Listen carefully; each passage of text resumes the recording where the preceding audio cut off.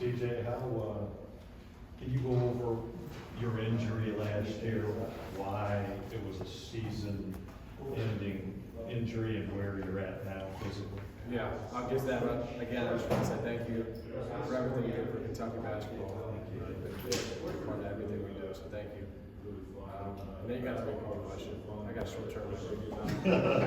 Yeah, I just wondered, what your injury was last year, why it was a season-long thing, and where you're at physically. So I had a little, in practice, I had a little hamstring strain. And I rehabbed it fine, like 2.5, 3 weeks. And I felt fine with everything. And then I guess maybe it was too fat, I don't know. But some fluky stuff had happened in warm-ups in the garden. And I really didn't think anything of it. I knew I felt something off. Like I heard a pop. But when you're in the garden and you're getting ready to play Duke, you don't really think about what just happened with your leg. So I just went at my normal routine, and the coach needed me. I was going to be ready to play. And then later on, when I got off the plane, my leg was so swollen, and I kind of knew that something was wrong. And then eventually they told me I tore my hamstring, and that was rough. I've worked extremely hard to get back and get my body in the best shape possible.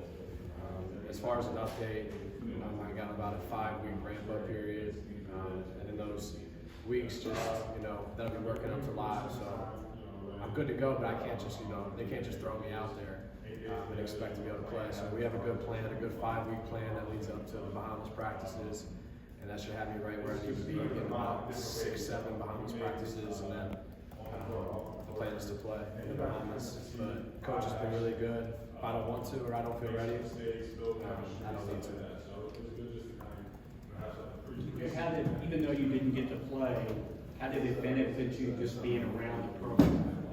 How do you think that'll benefit you for next year? It was huge. It's funny, I was just talking to somebody about that the other day. This is my second year in Kentucky, and you don't see guys stay longer than 1 year usually, so I feel like I'm like a veteran here. You know what I mean? I feel like I know everything. I know Cal, I know all the plays. But it's like you said, it's been really good for me. I mean, obviously I didn't want to get hurt, but it's almost been like a blessing in disguise for me, because I've been able to just focus on myself and my body and just learn about the game, learn how things, how Cal, what he likes, learn the offense, learn the defense. Like I said, just learn overall the game and better myself. So it's been a really good 6-7 months for me. What was it like sitting and watching? And I wonder, especially down the stretch when the guys struggled with outside shooting, your forte. It was definitely tough sitting out, just because I love the game of basketball so much. And having those 2 surgeries in 1 season, the first one took a lot out of me, but the second one I really tried not to let it affect me at all. But just kind of sucks, Missed the game you love for a whole season. But it's really funny. This past year's team was probably one of my favorite teams I've ever been on. I love those guys dearly. They're all my brothers. So seeing those guys work out every day and then it translates to the court and the success they had, it was really good for me in a time when I was going through a lot. And all my teammates were great with me, lifting me up every day in practice, encouraging me. So it was tough, but still really happy to see my teammates succeed. That kept me going. When were the surgeries? I had one early in the summer, and then I had the hamstring like literally 48 hours after the Duke game, as soon as possible. What's been the recovery? But I'm hearing more and more that you can defend, which is something you don't hear much about. I don't know why everyone thinks I'm a bad defender. Well, no, it's just not something you hear about. I know what you're saying. I was, even in high school and even in college, I've been one of the better defenders on my team, and it's something that I take a lot of pride in. I think that goes back to my high school days. Scott Rusess was the head coach, and he coached under Coach Hurley in St. Anthony's, and he was huge on defense. So if I didn't take a charge or I missed a rotation or I let my man go by, I'm coming right out. It didn't matter how good I was. And that's something that's carried with me. I take a lot of pride on defending. I'm a competitor, so I don't like when people score on me. So John Calipari always says if you can't guard for him, you can't play. So how is that translated to your assimilation here?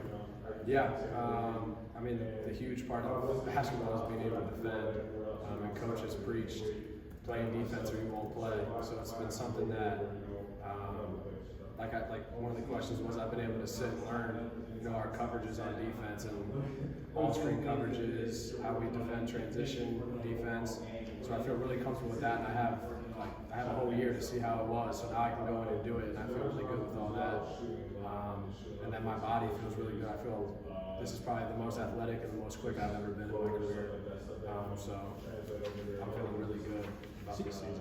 CJ, people sometimes will talk about finding a positive out of a bad situation. What did this past year do for you in terms of maybe finding something better? That's a good point, because when I had my second surgery,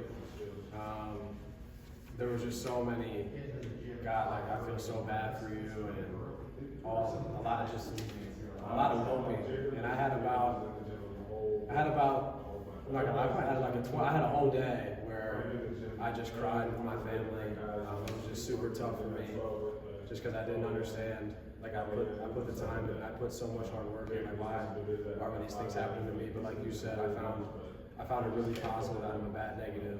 It just allowed me to focus on myself and my body. I came in a little overweight, so it gave me a time to heal my body. I've had quite a bit of injuries that haven't been real serious. This one was pretty serious, so it's given me a time to just focus on my body, get it as healthy as it possibly can. Just be the best teammate I can be, the best player I can be. It's really given me time, and that's something I needed. I needed some time. What do you think of the label of shooter? He's a shooter. How does that play on your body? Honestly, I've been labeled that since I was in the 8th grade. So that's something I don't think is ever that's just gonna stay with me, probably until I'm done playing basketball. I can really shoot the ball, but I like to be able to do other things, play off screens, create for my teammates, get into the lane, floaters, pull-up jumpers. But I mean, the main thing I'm going to do here is make shots. So it's a good title for me. I'm a shooter. How much credit should we give Uncle Joe for your shooting ability? A lot of credit. When I was really young, my dad taught me the form, shooting and all that. Then I got to a certain age when I was starting to talk back to my dad. He was like, all right, I'm done. You're going to your uncle. I can't do this anymore. So I ended up coming to Catholic where he was an assistant coach, and just working with him for 4 years definitely developed my game in a huge way. Can you give us an example of talking back to your dad? I have a good example. This is when he finally stopped coaching. I think it was 6th, 7th grade, because he coached me in middle school. It was like the 6th, 7th grade, and I think I turned the ball over and he had said something, and I just turned around and told him to shut up. And I remember getting in the car and he didn't say a word. And I knew then I really messed up. And then we didn't talk that whole night, and my mom brought us together that night. I was like, you guys need to figure this out. And then that next year, he had stopped coaching and just went to more parent. Just let me play the game. If I ever needed advice or anything, I would go to him, but he stopped coaching me. My dad's my best friend. I love him dearly, and he's helped me a lot in my career as well. CJ, what are kind of the highs and lows of being a three-point shooter? We see guys go through these slumps, and then at Kentucky there's a big reaction out of it, and then when the highs are good, it feels like you can't miss. What kind of goes about that, and how do you manage that? Like you said, the highs are, when you make 5, 6 threes in a game, you're feeling great, and I make 6, 7, 8 threes in a game. That's really going to help our team. So that's definitely a high. I don't like to say a low, You know, as a shooter, you're going to get defended like really, really tight. So I would assume this year, like guys probably won't separate off me. If they do, great. But I've learned how to get defenders off me, use screens, and I'm good with all that. But like you said, it's managing how one bad shooting and how you can't take it to the next one. You know, you have a short-term memory loss. Just take it game by game.